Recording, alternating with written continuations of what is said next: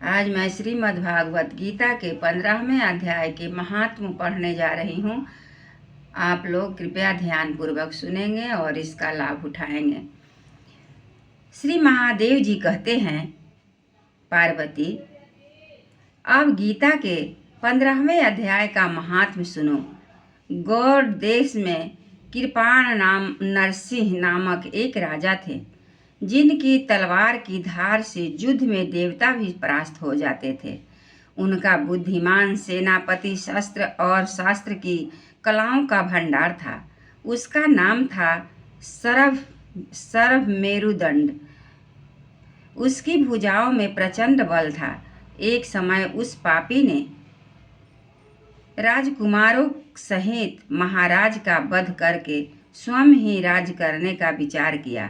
इस निश्चय के कुछ ही दिनों बाद वह हैजे का शिकार होकर मर गया। थोड़े समय में वह पापात्मा अपने पूर्व कर्म के कारण सिंधु देश में एक तेजस्वी घोड़ा हुआ। उसका पेट सटा हुआ था। घोड़े के लक्षणों का ठीक ठीक ज्ञान रखने वाला किसी वैश्य के पुत्र ने बहुत सा मूल्य देकर उस अश्व को खरीद लिया और यत्न के साथ उसे राजधानी तक वह ले गया।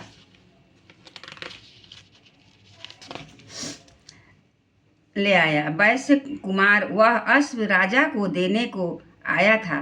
यद्यपि राजा उस वैश्य कुमार से परिचित थे, तथापि द्वारपाल ने जाकर उसके आगमन की सूचना दी। राजा ने पूछा, किस लिए आए हो? तब उसने स्पष्ट शब्दों में उत्तर दिया, देव, सिंधु देश में एक उत्तम लक्षणों से उत्पन्न संपन्न अश्व था, जिसे तीनों लोकों का एक रत्न समझकर मैंने बहुत सा मूल्य देकर खरीद लिया है। राजा ने आज्ञा दी, उस अश्व को यहाँ ले आओ। वास्तव में वह घोड़ा गुणों से उच्च सर्वा के समान था। सुंदर रूप का तो मानो घर ही था। शुभ लक्षणों का समुद्र जान पड़ता था। वैश्य घोड़ा ले आया और राजा ने उससे देखा। अश्व का लक्षण जानने वाले अमात्यों ने उसकी बड़ी प्रशंसा की। सुनकर राजा अपार आनंद में निमग्न हो गए और उन्होंने वैश्य को मुहमांगा स्वर्ण देकर तुरंत ही उस अश्व को खरीद लिया। कुछ दिनों के बाद एक समय राजा शिकार खेलने के लिए उत्सुक हो उसी घोड़ा पर चढ़कर वन में गया। वहां मृगों के पीछे उन्होंने अपना घोड़ा बढ़ाया। पीछे पीछे सब ओर से दौड़कर आते हुए समस्त सैनिकों का साथ छूट गया। वे हिरणों द्वारा आकृष्ट होकर बहुत दूर निकल गए। प्यास ने उन्हें व्याकुल कर दिया। तब वे घोड़े से उतरकर जल की खोज करने लगे। घोड़े को तो उन्होंने वृक्ष की डाली में बांध दिया और स्वयं एक चट्टान पर चढ़ने लगे। कुछ दूर जाने पर उन्होंने देखा कि एक पत्ते का टुकड़ा हवा से उड़कर शिलाखंड पर गिरा है। उसी में गीता के 15वें अध्याय का आधा श्लोक लिखा हुआ था। राजा उसे बाँचने लगे। उनके मुख से गीता के अक्षर सुनकर घोड़ा तुरंत गिर पड़ा और अश्व शरीर को छोड़कर तुरंत ही दिव्य विमान पर बैठकर वह स्वर्ग लोक को चला गया। तत्पश्चात राजा ने पहाड़ पर चढ़कर एक उत्तम आश्रम देखा, जहाँ नागकेसर केले, आम और नारियल के वृक्ष लहरा रहे थे। आश्रम के भीतर एक ब्राह्मण बैठे हुए थे, जो संसार की वासनाओं से मुक्त थे।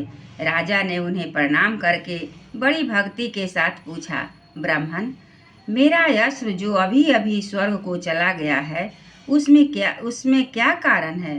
राजा की बात सुनकर त्रिकालदर्शी मंत्रवेता एवं महापुरुषों में श्रेष्ठ विष्णु शर्मा नामक ब्राह्मण ने कहा, राजन, पूर्व काल में तुम्हारे यहाँ जो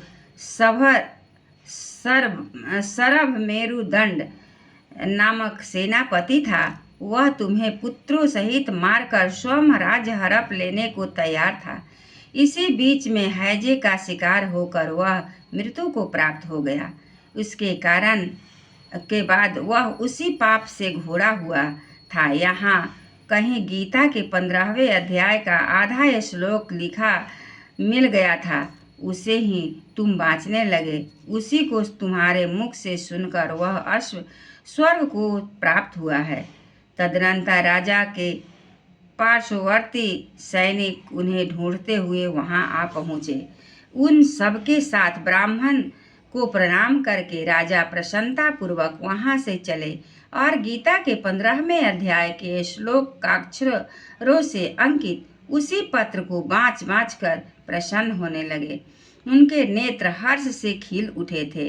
घर आकर उन्होंने मंत्रवेता मंत्रियों के साथ अपने पुत्र सिंहबल को राज्य सिंहासन पर अभिषिक्त किया और स्वयं 15वें अध्याय के जप से विशुद्ध चित्त होकर मोक्ष प्राप्त कर लिया।